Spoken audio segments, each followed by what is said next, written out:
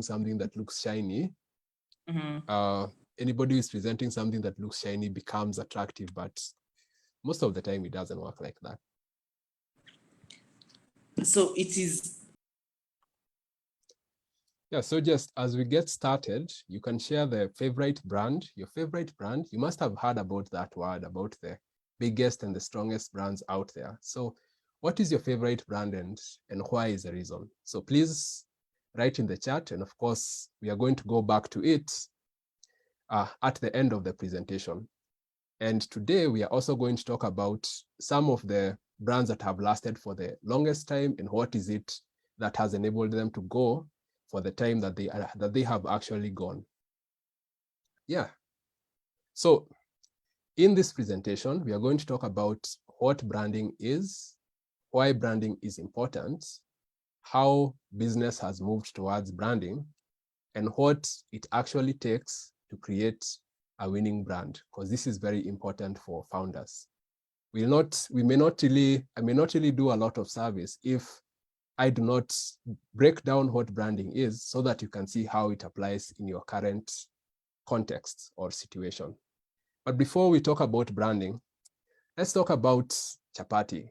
I know that's, and I know all of us, or maybe those of us in Kenya especially, have come across chapati. And for me, I usually say that an event is not complete unless it has chapati. But what you're going to notice is that if you're served with chapati, you're going to realize that not all chapatis are the same. And maybe you have been in this situation where you have been served with a chapati which you thought was really good, but once you tasted it, you were like, hey, this one is like a rock, it's like a brick, or maybe it is overdone, it is overcooked, or maybe there's something that tends to be off with the texture. It doesn't really tear very well. Uh, or perhaps you generally didn't like the way it was served, and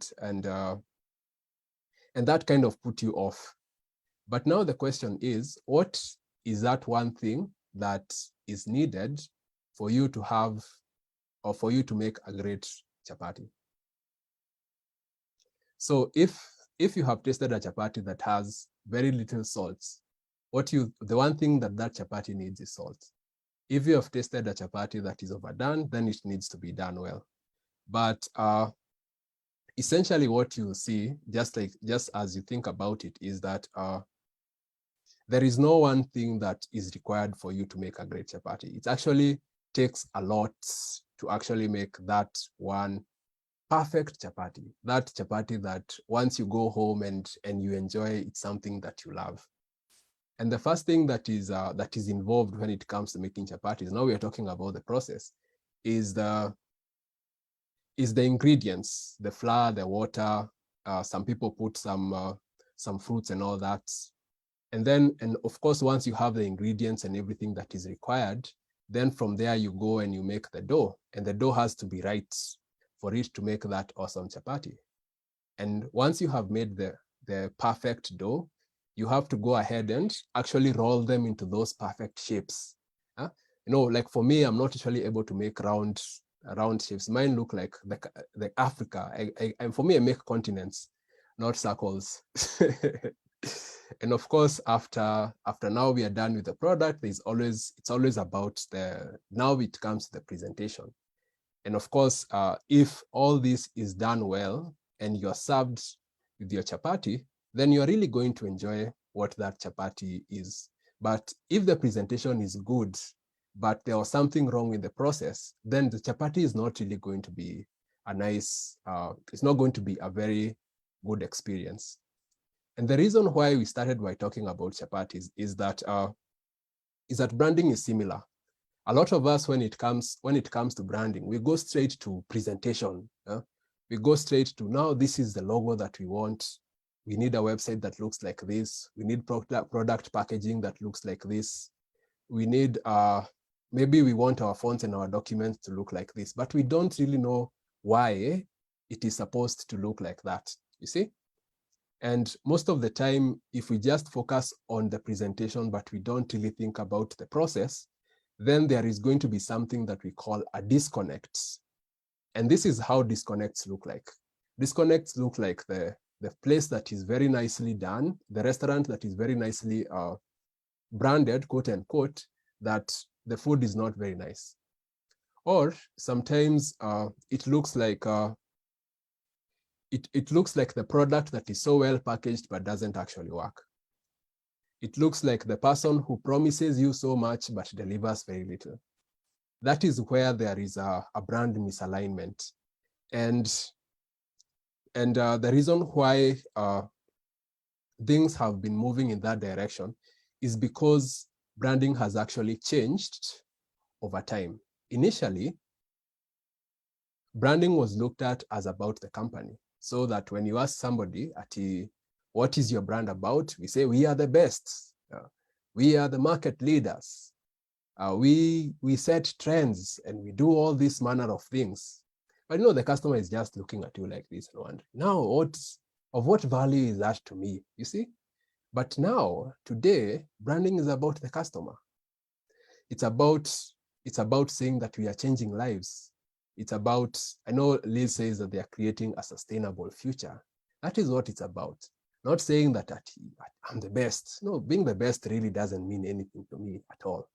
What matters to me is that my problems are being solved in the best way possible.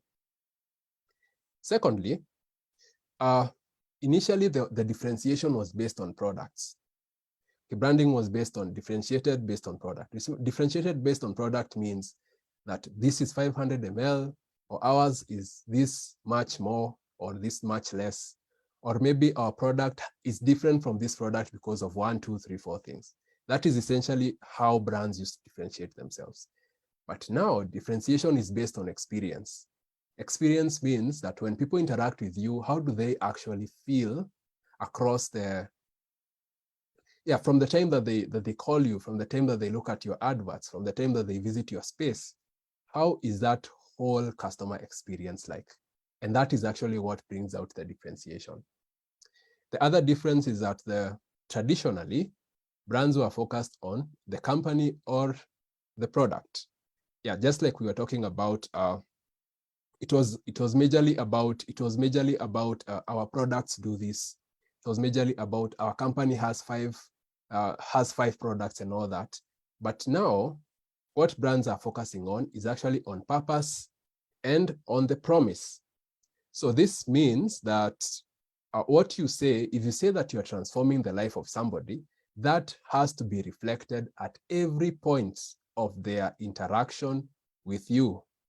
Not just at the product stage, but even across what we call the customer journey.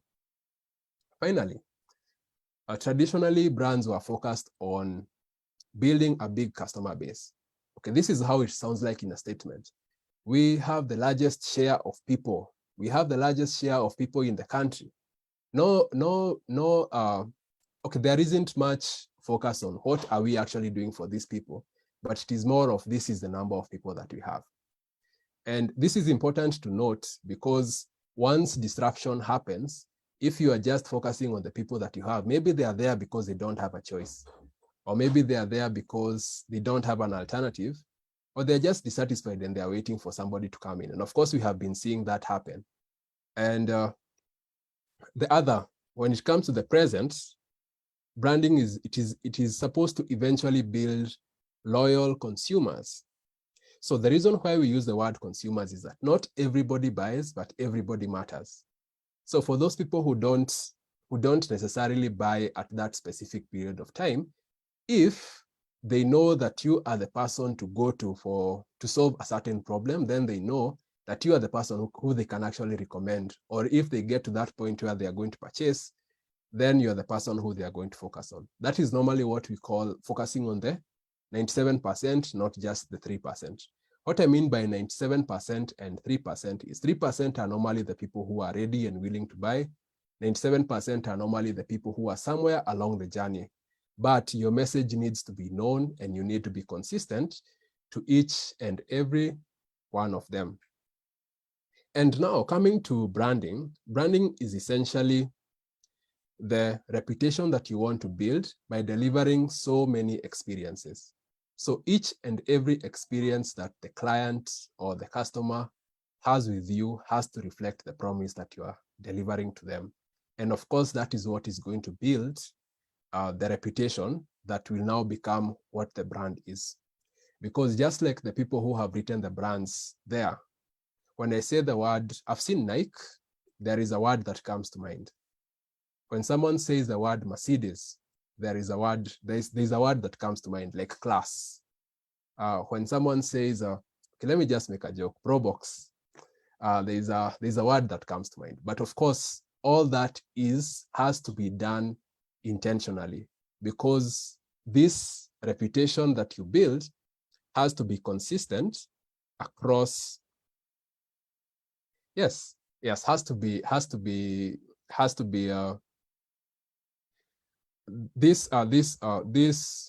this reputation has to be built intentionally by delivering experiences with your clients at each and every point that you interact with them.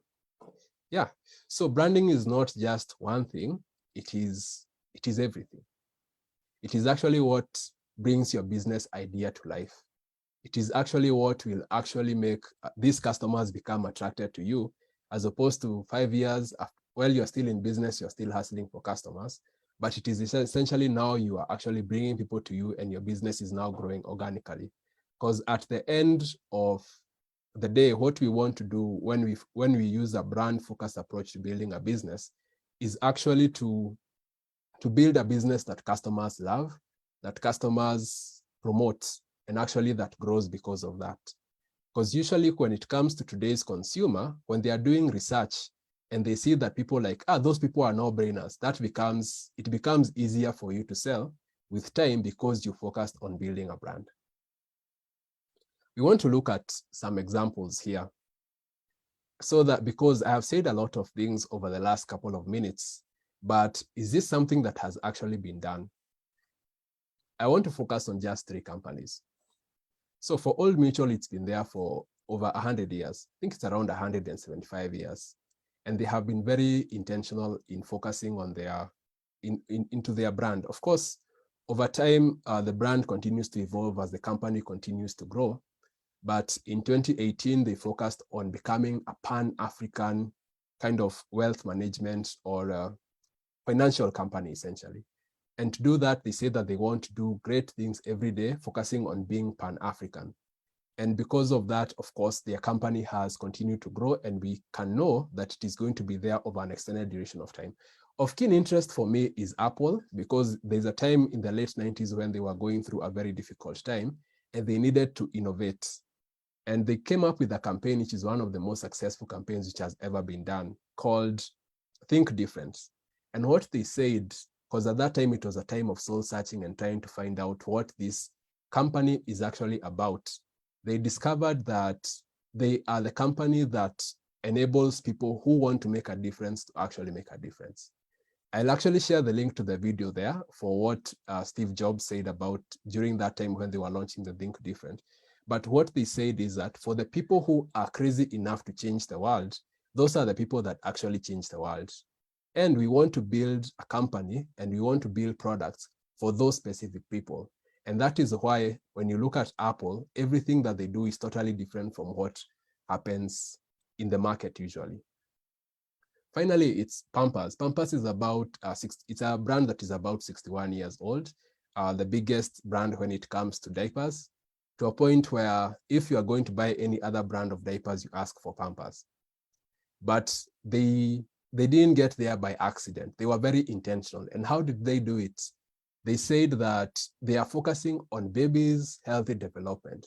If you've looked at their advertisement and their messaging, it's all about helping babies to sleep better.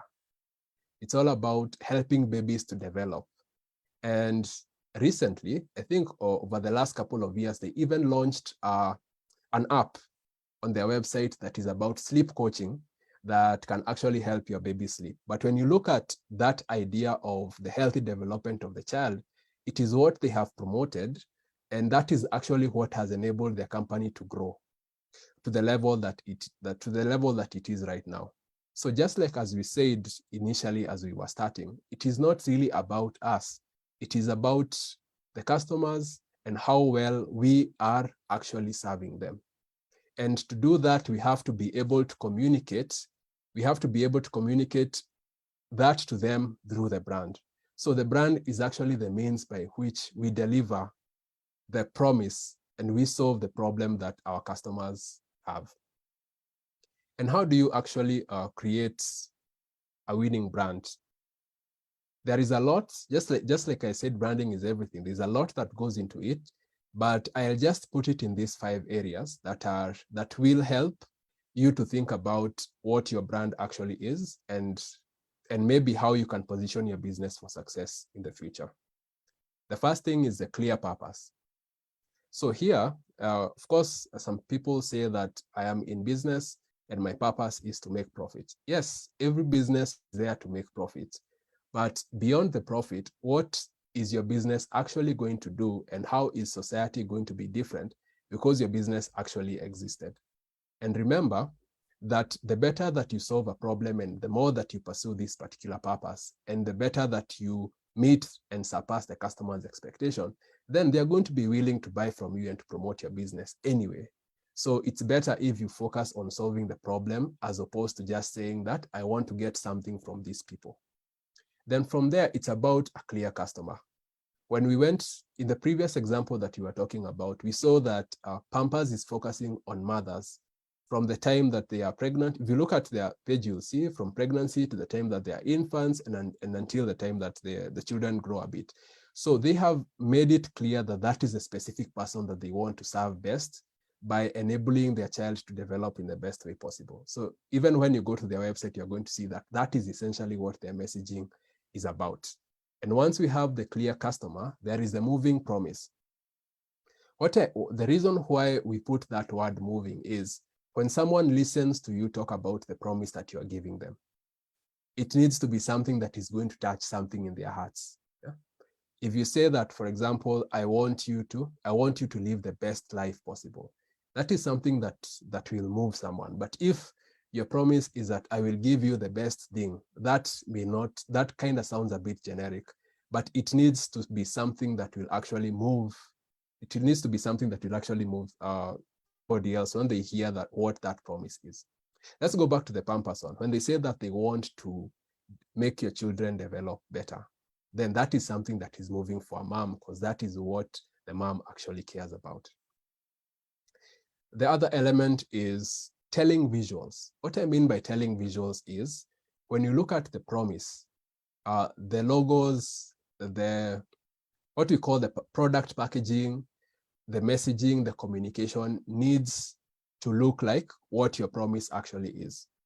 I know that there are those products that are very good in terms of quality, but the way they are presented does not necessarily reflect their quality.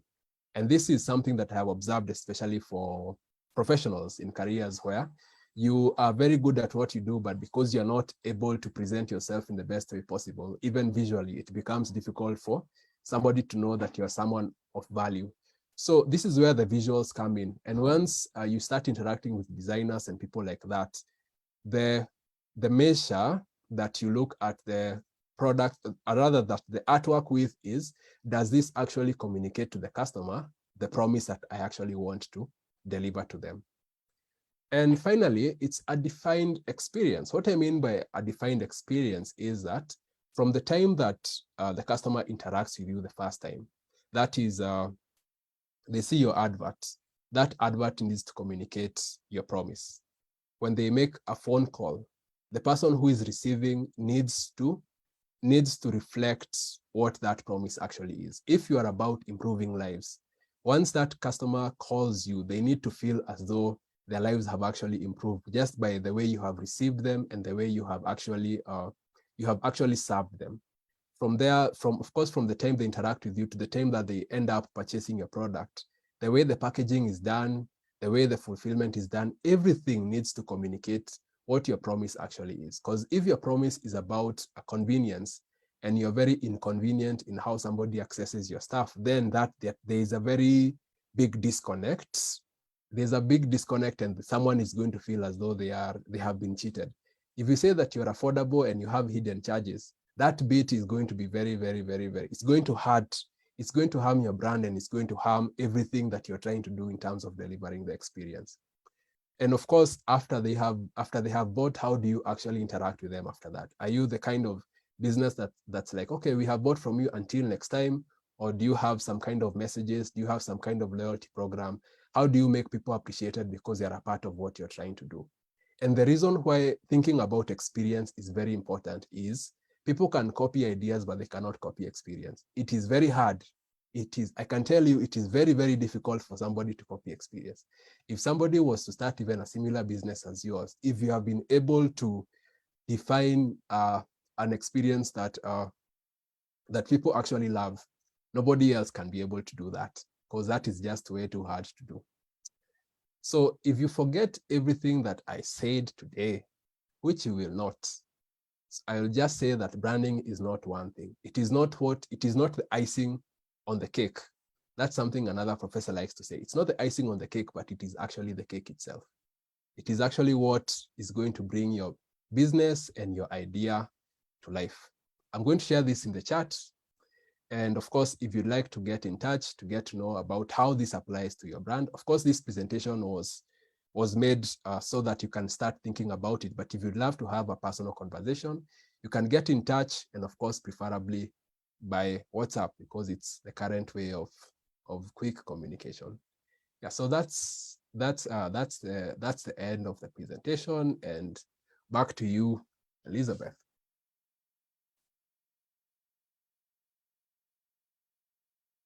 You're muted. Hi, Elizabeth. You're muted. Sorry. I'm saying it's interesting that what you ended up with, people can copy ideas but never the experience. And most of the time, people come back for the experience. Because products, let's say, for example, you're talking about the Pampers. All the other products can deliver the same thing. But at the end of the day, I think it's that thing of trying to relate with what you feel. So I think most of the time for us mothers, like, nilete Pampers ya Huggies, that kind of conversation whereby it is no longer the product, it is more, this is what I'm going to get.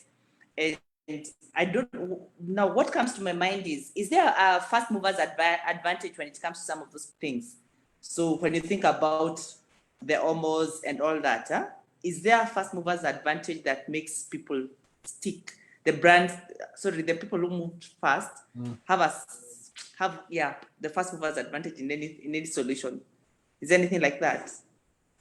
I would say that especially in our context here in Africa, if you don't know somebody, if you don't know any brand that does something, just know that there is nobody who is dominating that space. Like way too many people start businesses just to survive or just to break even, but not to dominate. And the question that we have to ask ourselves when it comes to fast movers advantage is the customer actually being served in the best way possible? And most of the time there tends to be something that is missing.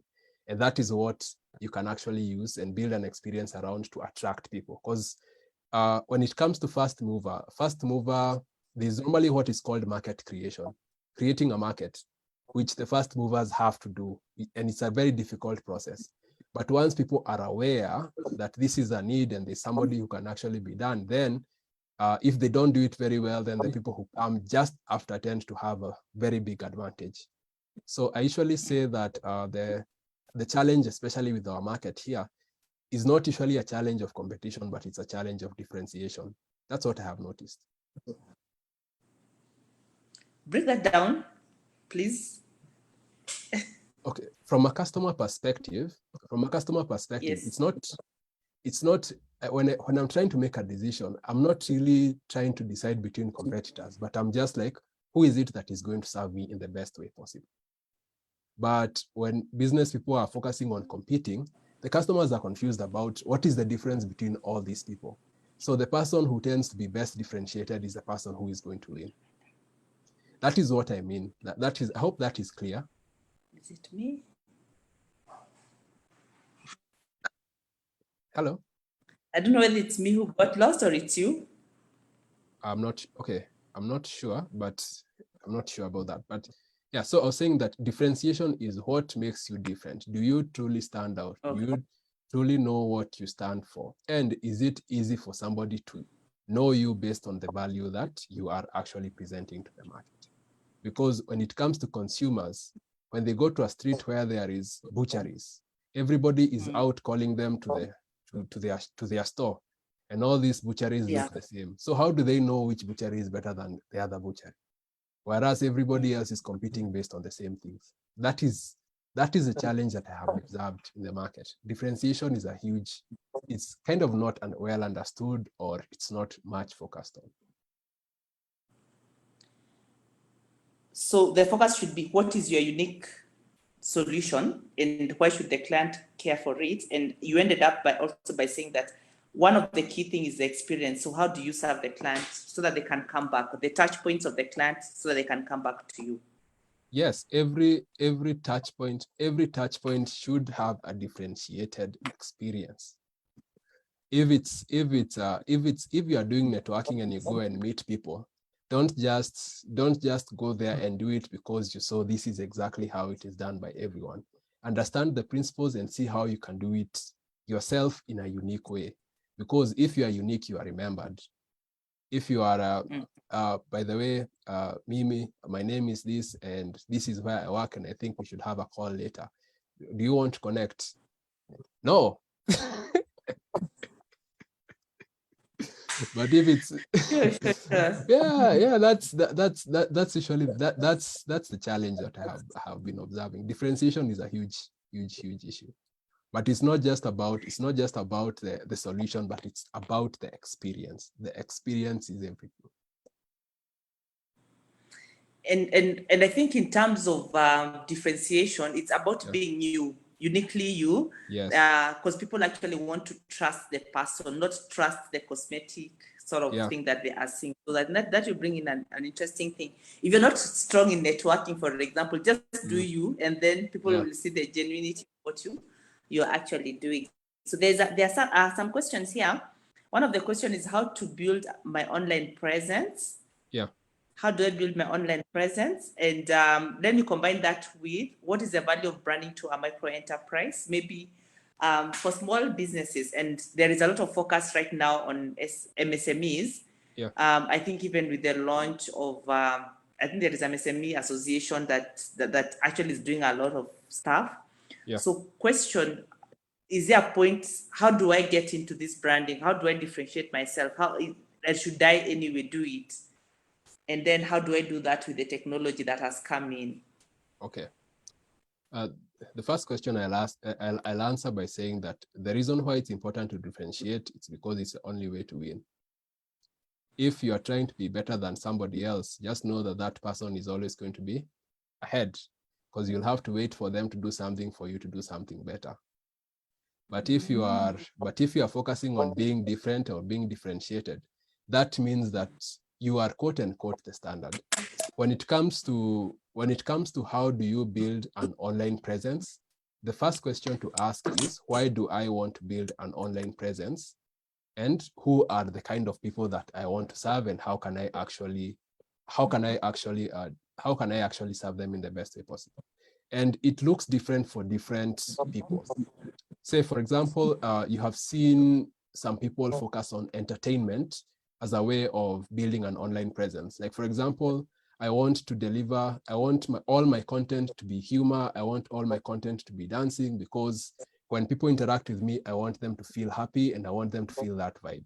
Or maybe, I know that we talk about financial services being serious, but I just want to build a brand where people say that financial services are not serious.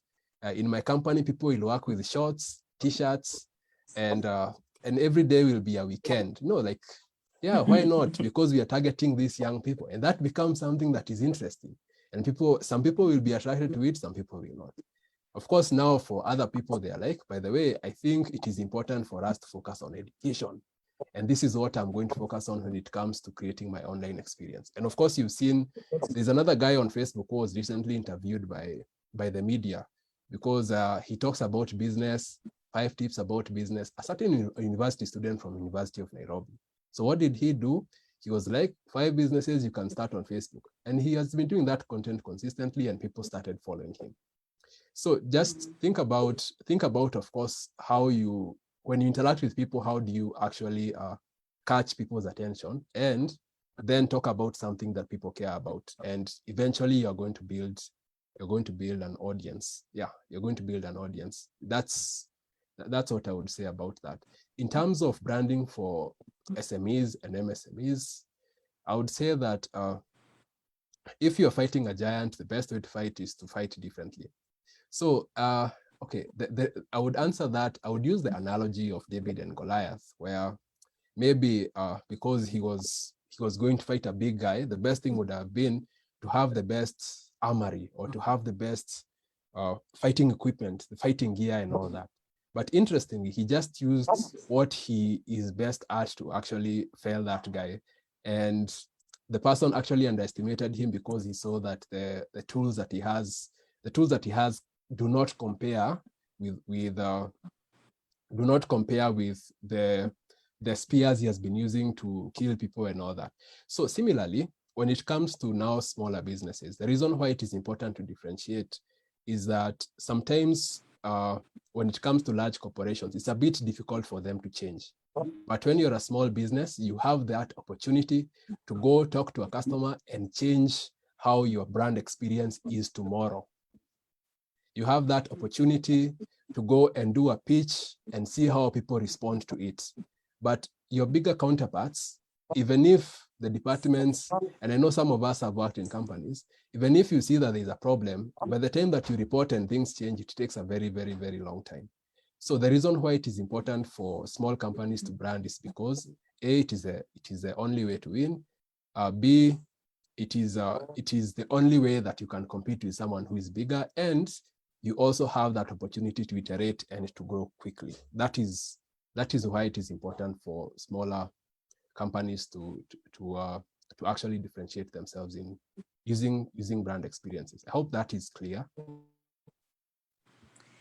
Yes, it is. But one of the things that is coming in is that branding is not, it is not the posts we put or we do or marketing per se. It is the way of life within the business. I don't know. That's kind of the vibe I'm getting. Yes, exactly. Like if we talk about Liz Consulting, Liz needs to be a way of living. Like everybody who I interact with in Liz needs to breathe, needs to be immersed into what Liz is actually trying to do. And of course, because after I see the posts that Liz is putting out online and I interact with people who are in the company, it confirms what it is that I have been seeing across the entire experience of what Liz is about. So it's not just about the posts. The post is not branding, it's a part of it. It's just that part of the preparation. But remember what we said, it is the cake, it's in itself. It needs to be entrenched in everybody who is involved in what you're trying to do. And the goal is, once you serve people with that experience, then they become Liz guys. Once people start asking, by the way, do you know, I know a person, you just talk to Liz, she's not. That one, for those things, I'm sure Liz is an expert at that. But how do you get there? You don't get there accidentally. You get there by being intentional about every experience that somebody has with your brand. So think about when you meet people, how do they feel when they interact with you? When you invite them to webinars such as this, are you actually delivering value to them in a way that they're going to be like, hey, you missed out. You missed out on that kind of a presentation. Because we want to create fans. Why do we want to make growing our businesses expensive? Whereas there are people who can actually capture our vision and bring people to us.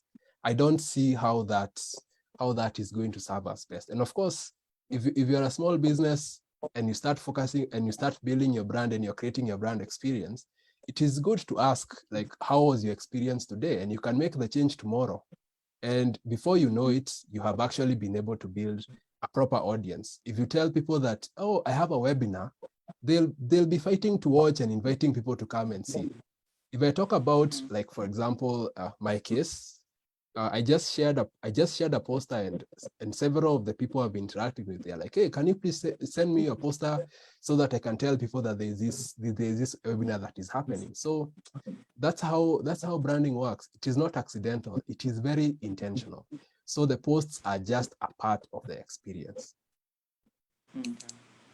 And I think it's like everything else in in life, you have to commit to a course, and whether it makes sense or not, you have to continue at it until when it has to become part of you. So Yes. I think what my key takeout is that even as I'm coming up with my mission, vision, culture, everything, I have to think about which brand, what do I want people to remember me for? So if I say my value is X, Y, Z, am I living them, and how am I entrenching that in the customer experience journey? I think for me that has been profound, because I've always looked at branding as, I have a product here, so how do I bring it in? But since like I have to think from the word go, this is what I want to stand for, and as I stand for this, even the product development has to be in part of that. Yes. So Harriet is asking, please repeat once the statement you said. Once, one cannot copy your experience, but I said, actually, I wish people cannot copy your ideas. I think it was something different. people can copy an idea, but they cannot copy an experience. That's what I was saying. Yeah. It is immensely difficult for somebody to copy an experience. Yeah. So focus on what the client will remember, the one thing that the client will remember, as opposed to the products, right? Yes, So exactly. there is also another question that comes here. That is it a skill that one can learn easily, or will you have to invest in human capital on the same?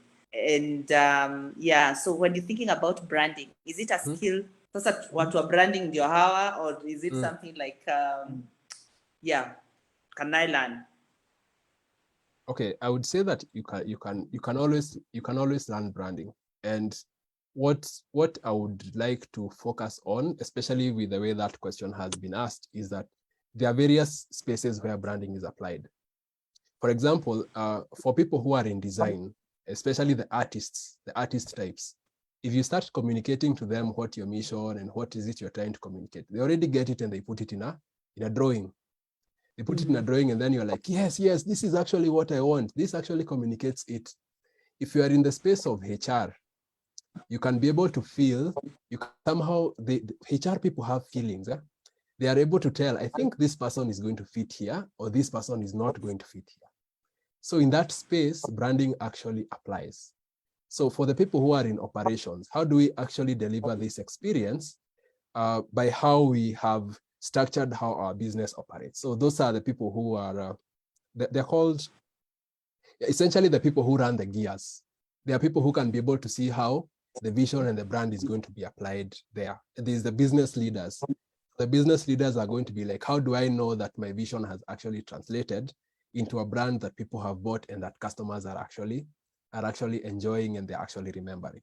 So there are various spaces that idea can be put. But the important thing is to know that where do you actually fit in the value delivery journey, and what kind of skills do you need to have for you to be able to learn branding in your specific space. I hope that answers it a bit. Yes, it does. Yes, it does. So I think, yes, there's brand specialists, but it's in bringing it in their culture. And what I keep saying is, and I think it's something that I suffer from a lot, is you think that you can deliver something. Let's say, for example, let me put it as sales and marketing. Let me not put it as branding. Sales and marketing. You can actually, you know what the issue is, or what you're trying to deliver on, but you cannot articulate it. So at that point, then you need the person who is specialized to bring it out in you, so that you can actually be able to position it. So I feel like it's you must get that specialty to help you. Because normally the challenge when it comes to branding is usually clarity. Like you're saying that you want to put out a brand, but you're not really clear about what this brand actually is.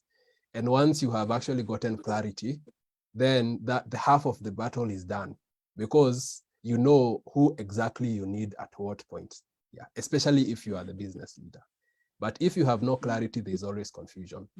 You don't know what you're supposed to approve. You don't know who you're supposed to hire. You don't know how the experience is supposed to look.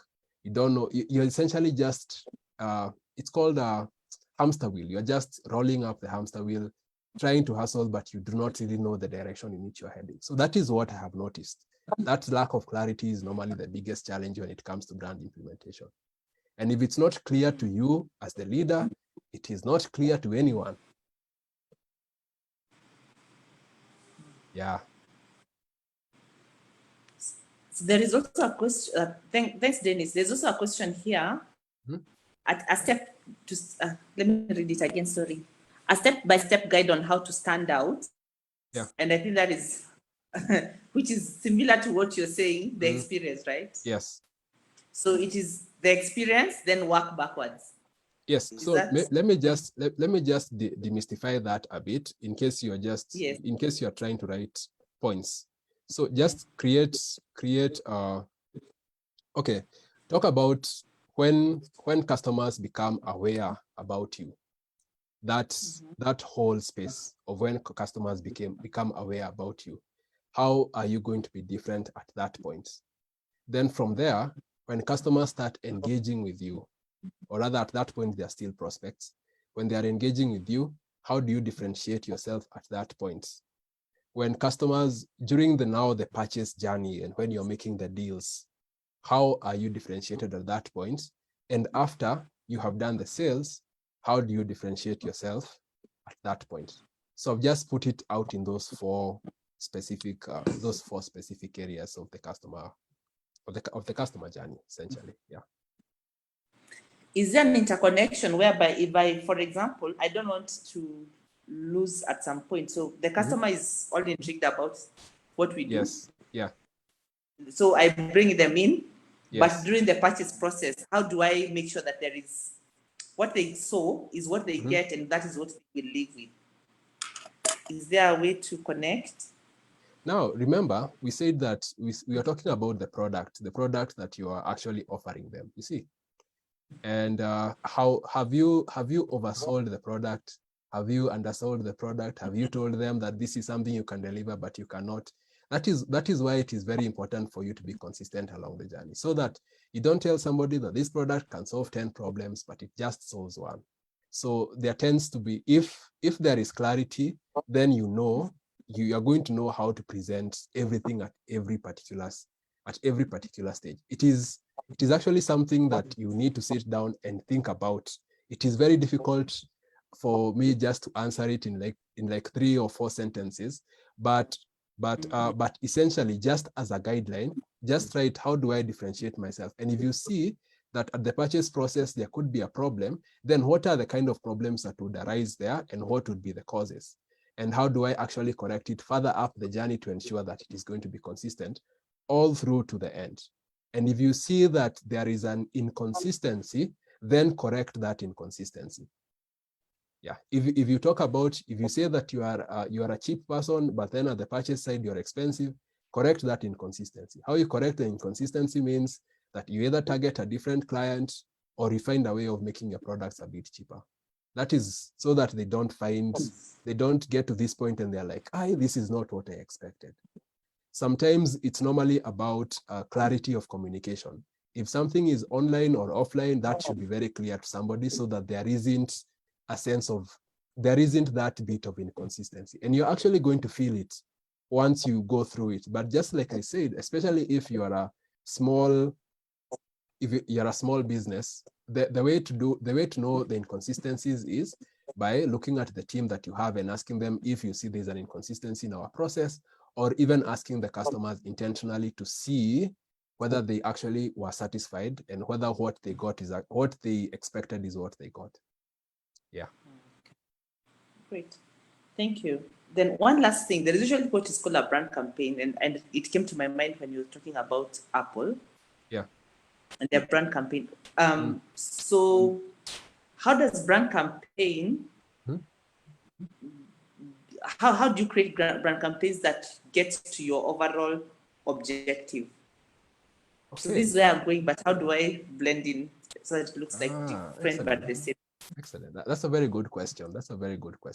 So brand awareness campaign is putting yourself out there and seeing who is interested. When you start, most of the time you start with hypothesis.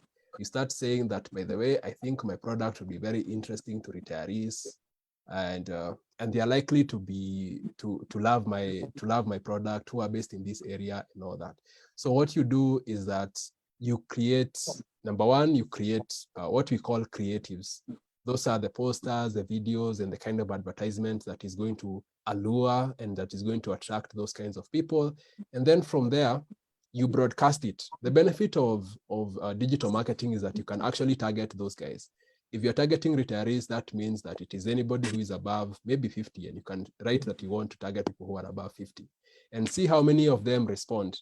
Of course, at brand awareness stage, they are not, assume it's the beginning of a relationship, so they are not really ready to buy at that point. So once you see that if it's something you had put out for download or it is for likes and shares, and you see that there are likes and shares, then that means that there has been kind of, you have gotten the right audience, it is resonating with people, and then now you can start pulling those people further down what is called the sales funnel. So that's what brand awareness campaigns are. You put out your message to people who you think would be interested, and then see how they are going to respond to it.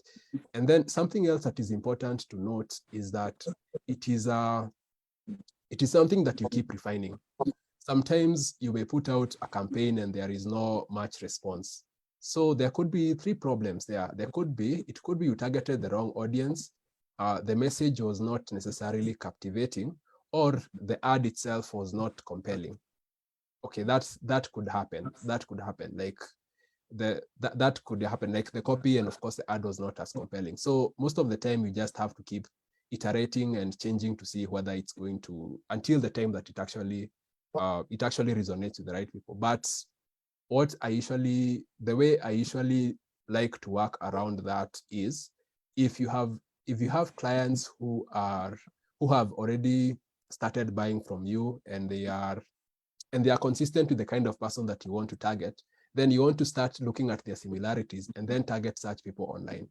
That's a hack that I've seen kind of really helps to see, like, why did you like my company? What did you like about my service? What is the point that you had? So once you start seeing consistencies among them, then you can now start putting that message out there, because you're just looking for other people who are like them. Great. I don't know if there are any questions. I think I've asked really many questions.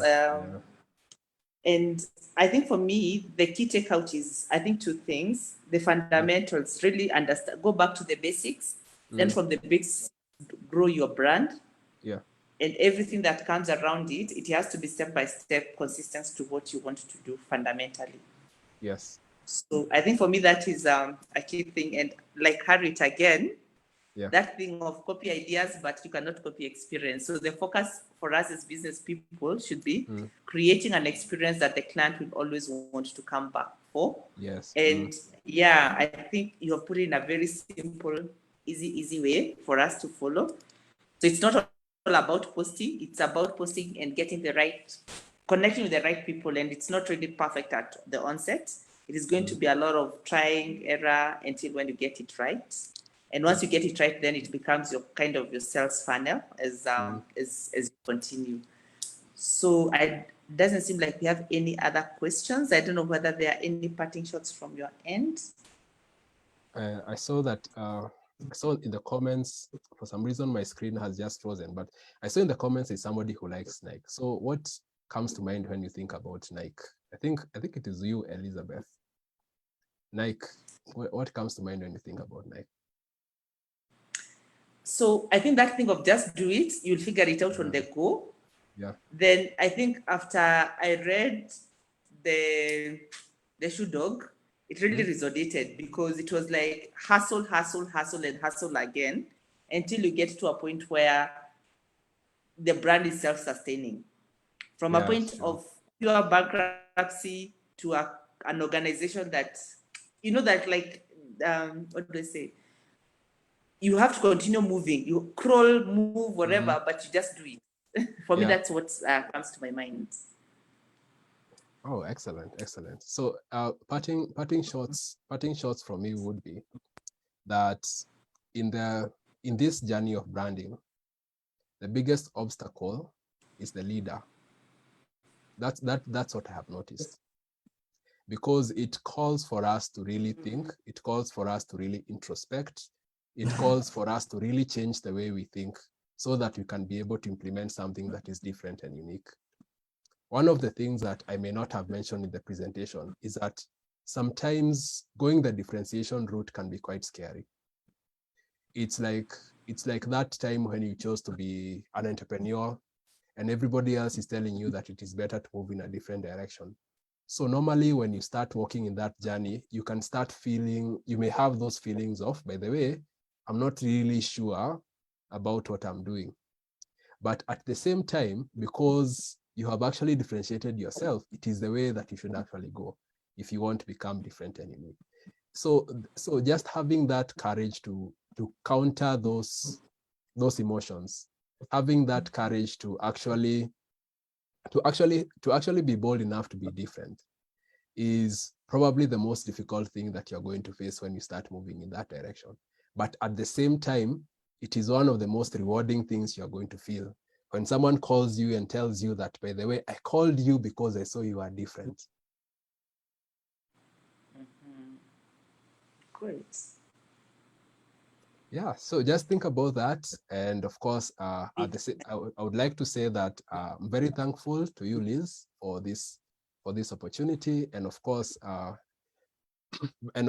like what Liz Consulting is doing, creating sustainable futures, and of course, teaching people about the way to actually succeed. Not what is written by other people and some ideas that you can just put together by Googling, but by actually providing real value to people and telling them that if you want to create wealth, this is the way to actually do it. This is how people have done it. This is how you do it. And this is how you're actually going to have a secure future. So that for me is something that is very moving. So thank you very much. And I think that's all from me. Thank you, Dennis. Thank you so much. And I think this thing of bringing different people coming in, there is one thing that comes in. We cannot live to make all the mistakes. So why can't we learn from the mistakes of others and always getting someone who is very specialized on what they are doing? For us, at least consulting will definitely look for you. We need to get that clarity. You know, at times you think you know until you think you do not know. So thank you so much. We shall, thanks so much for honoring our invitation, and have a blessed evening, everyone. Thanks for joining. So we shall be sharing the recording. It will be on our YouTube video, on our YouTube channel. So just make sure that if there's something that you didn't get quite right, you can actually replay it there. Yeah, and you can also share with your networks. I think this was very informative. Have a blessed evening.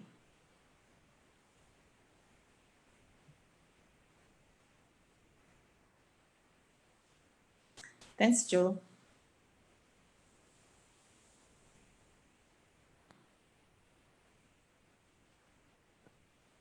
Yeah, I'm waiting for the live stream to end. Oh, sorry, I forgot to. I always do forget.